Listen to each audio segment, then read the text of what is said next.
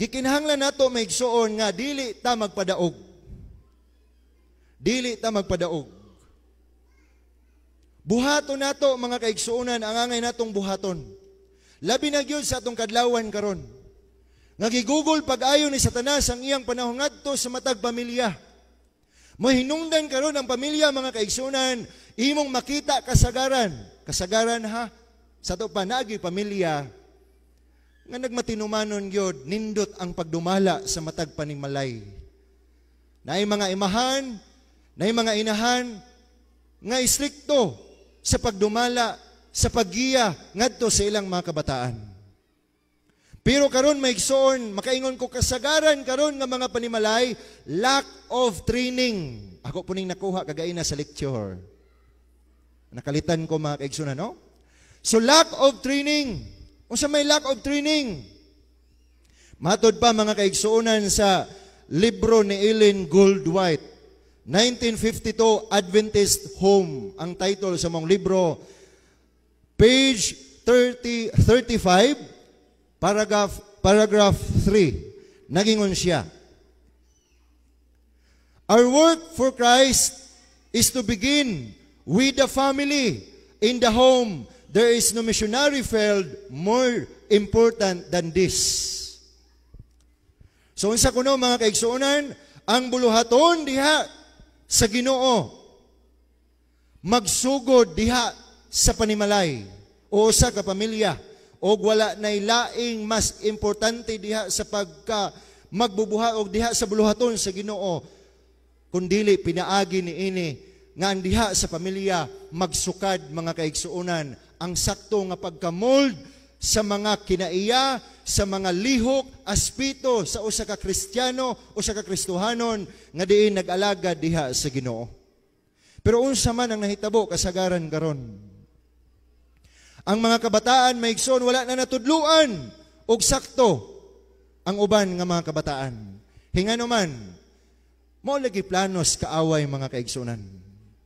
Sa una nga panahon, kasagaran sa una, kung mag-worship na gani si mamag si papa, labi na maigsoon sa gabion, ang mga kabataan, ingnon yun na nga mag-worship before ta matulog. Bisag katugo na maigsoon, ipaapil gina diha sa front, bisag magduka-duka na naagyod ang bata. Pagmatas kabuntagon sa dapit sa kadlaon, mumata na po kay mag-worship kay nana ang kinaiya maigsoon sa Kristohanon nga nag-alaga diha sa Ginoo. Bangunon na po ang bata mga igsoon, labi na nag-edad na og sakto na makabaton nagbuot, mukanta na, no? Na may 2 years old gay na ni kanta. 3 years old, 4 years old, bangunon pa mga igsoon, bisag dili angay bangunon sa atong pangunahuna nga bata paguna, no? Pero giumol mga kaigsuonan nga sakto. Grabe nga pagka-train. Muna may igsoon nga bangon. Hala bisan ang bata mga kaigsuonan katugon pa pero gidala gihapon, gisabak gihapon sa usa ka amahan ug di pa ka anginahan kay ngano man training kaayo, well trained kaayo mga kaigsuonan higala. Pero karon mga igsoon kay plano lagi sa kaaway, sumala pa sa mga teksto, train your child. Bansaya ang bata diha sa iyang dalan nga iyang pagalaktan kay kung siya mudako na dili na niya malimtan. Mohinungdan karon mga igsoon na ay pamilya nga maayo kayo nga pagkatrini mo nang pag-abot pagkadako magkaana mo kadako dili niya malimtan mga kaigsuonan kung unsa ang pagdumala diha sa panimalay mahadlukon diha sa Ginoo naandan nga mga bulaton isip Kristohanon kay ngano man na training man mga kaigsuonan.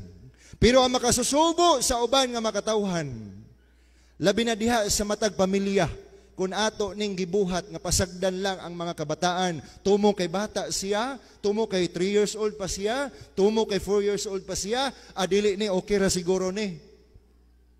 Pagkadako mga igsoon, nagdako-dako na, tulog gihapon ang bata, kamera din ni. Okay na ni, kay apil na ni ampo. Unya may igsoon, kay pagkadako na kay mao may naandan, inigtingog na sa mamagpapa, mag-worship na, murang nag-duet na ang mamagpapa. Hingano man, naandan man nga, dili, bangunon, okay ra. Hingano man, mao may pag-train sa gamay pa. Lack of training na mga kaigsuonan. Kaya nga naman, na-focus naman may igsoon sa pagunahuna, o usahay ka ng gitawag o mga igsoon ka ng gitawag nila o na-impluensyahan mga kaigsuonan sa kalibutan. No? Grabe na kayo pag impluensya biya karon may igsoon labi na sa atong moderno karon nga mga panahon. Grabe na. No? Gadget may igsoon. Labi na kay usahay ang kining nahitabo karon ang anak na maoy sundon sa ginikanan. Unya kay mali man nga prinsipyo mga igsoon. So dili na to pwede na himuon. Kay nga naman ang kaluoy dili na to mabatnan. Nga mag-una diha sa panimalay.